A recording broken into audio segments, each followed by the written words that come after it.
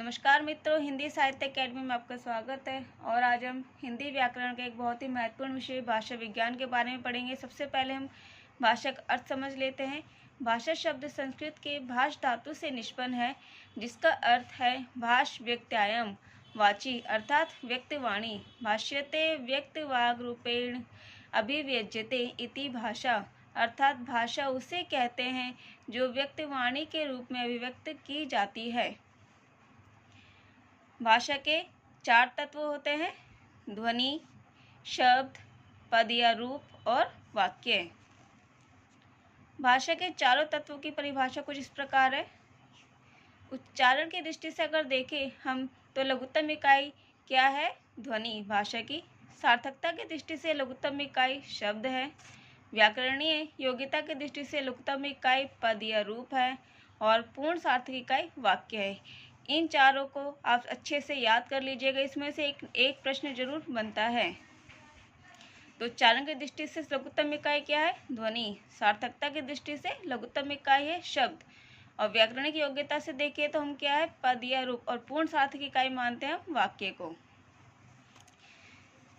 पहला है ध्वनि विज्ञान। सबसे पहला क्या था? भाषा का एक तत्व क्या था? सबसे पहले ध्वनि था। तो हम पहला पढ़ेंगे आज ध्वनि विज्ञान के बारे में। ध्वनि का क्या अर्थ होता है? ध्वनि का अर्थ होता है स्वनिम, जो संस्कृत शब्द स्वन धातु से बना है। स्वन का अर्थ होता है ध्वनि। ध्वनि के 3 पक्ष होते हैं: उत्पादन, संवहन, ग्रहण।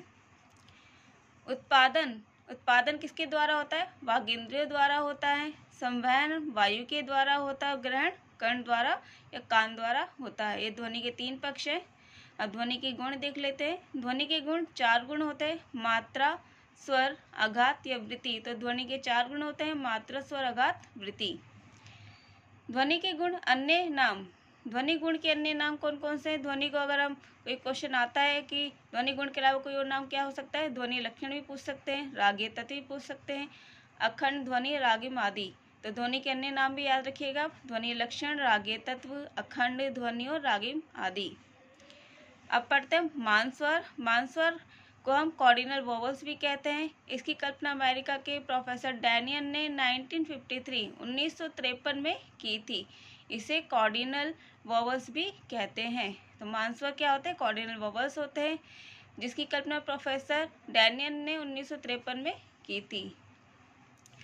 मानस्वरों की संख्या 8 होती है, जो किसी भाषा विशेष से संबद्ध न होकर एक काल्पनिक स्वर है।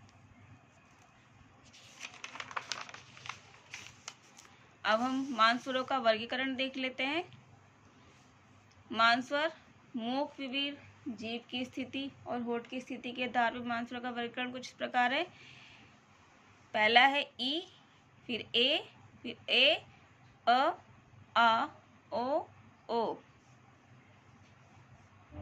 ई समृत है।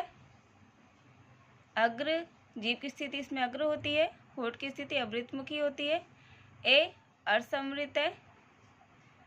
अग्र अवृतमुखी, ए अर्धविवृत है, अग्र अवृतमुखी, अविवृत है, अग्र अवृतमुखी, आ विवृत पश्च वृतमुखी, ओ अर्ध विवृत पश्च वृतमुखी, ओ असमृत पश्च वृतमुखी, ऊ समृत पश्च वृतमुखी।